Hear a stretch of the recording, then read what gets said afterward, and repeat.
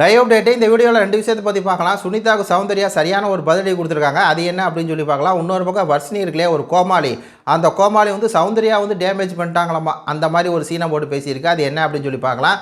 ஆக்சுவலாக சுனிதா அதுக்கப்புறம் வர்ஷினி 2 பேருமே உள்ளே வந்திருக்காங்க. வர்ஷினி ஒரு கோமாளி அப்படிங்கிறனால அது பேசினது வந்து புறமோலே போடலன்னு வைங்களேன். இப்போ சுனிதா வந்து தங்கப்பிள்ளையோட முகத்தில் வந்து நல்லா கிழிச்சு விட்டாங்க. நீ ஓட்டுக்காக வந்து ஒரு தடவை ஒரு ஆள்கிட்ட வந்து மாறுறது வந்து கேவலமாக இருக்குது, நீ இப்படி மாறி இருக்க அப்படின்னு சொல்லி காரி துப்பி விட்டாங்க. அடுத்த டார்கெட் சௌந்தர்யா, நீங்கள் தான் அவங்க கூட இருந்தா அப்படிங்கிற மாதிரி எல்லாம் சொல்லிட்டாங்கன்னு வச்சுங்களேன். அடுத்து வந்து சௌந்தர்யாட்ட கேட்குறாங்க, சௌந்தர்யா இந்த வீட்டில் இவ்வளோ நாள் இருக்குது அப்படின்னா என்ன காரணம்? மக்கள் வந்து உனக்கு சப்போர்ட் பண்ணுறாங்க, இவ்வளோ நாள் உள்ளே இருக்கேன்னா அதுக்கு என்ன காரணம் அப்படின்னு சொல்லி கேட்குறாங்க. அதுக்கு சௌந்தர்யா வந்து என்னை மக்களுக்கு பிடிச்சிருக்கலாம், நான் பண்ணுறது பிடிச்சிருக்கலாம், நான் பேசுகிறது பிடிச்சிருக்கலாம் அப்படிங்கிற மாதிரி சொல்கிறாங்க.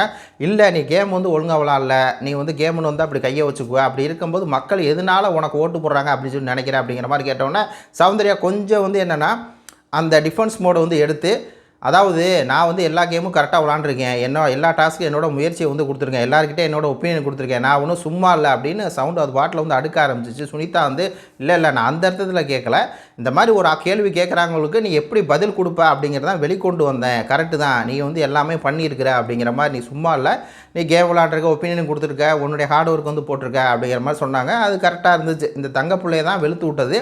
அது இந்த முத்துக்குமார்கிட்ட போய் சேர்ந்தது காரணம், மஞ்சளிட்ட போய் சேர்ந்தது காரணம், எல்லாம் ஓட்டு வந்து ஸ்ப்ளிட் ஆகும் அப்படின்னு ஃபேக்லின்னு தங்கப்பிள்ளை கிழிச்சுட்டு சூப்பராக இருந்துச்சு.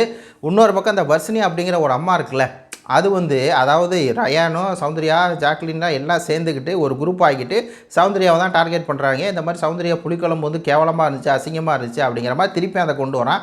அதுக்கு சௌந்தர்யா சொல்கிறாங்க, நீ சொல்கிறனாலாம் என்னை வந்து டேமேஜ் பண்ண முடியாதா, போடா அப்படிங்கிற மாதிரி சௌந்தர்யா எப்பயும் போல் அவங்க பாடி லாங்குவேஜை பேசியிருக்காங்க. உடனே இது கவுண்டர் கொடுத்தா வருஷம், நீ ஆல்ரெடி டேமேஜ் ஆகிட்டேன் அப்படின்னு சொல்லி பாலி மாதிரி வந்து பேசிட்டு உட்காந்துருக்குற, நீ தான் ஆல்ரெடி வெளியே ஃபுல்லாக டேமேஜ் ஆகிட்டு ஒருத்தன் அதாவது தன் மேலே நம்பிக்கை இல்லாதவனை தான் அடுத்தவனை செம்பு தூக்கிட்டு இருப்பான்.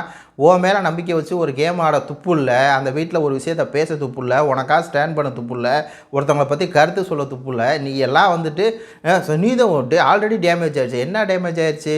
நீ தான் இந்த வாரம் முழுக்க டேமேஜ் ஆக போகிற அப்படிங்கிற மாதிரி இருக்குது. சௌந்தர்யா டேமேஜ் ஆல்ரெடி ஆகிட்டாங்களாமா, டேமேஜே என்னை பண்ண முடியாது. புரியுதா? சௌந்தர்யா சொன்னதான், நீ எல்லாம் ஒரு ஆளாகவே மதிக்கல, அதனால தான் உனக்கு வந்து பதிலே சொல்லலை. இது டேமேஜ் ஆக முடியாது சொன்னாங்களா சௌந்தர்யா, ஒரு ஆளாகவே மதிக்கலை, அவ்வளோதான் போ அப்படிங்கிற மாதிரி காரி துப்பி விட்டாங்க. உங்கள் கருத்துக்களை சொல்லுங்கள். நன்றி, வணக்கம்.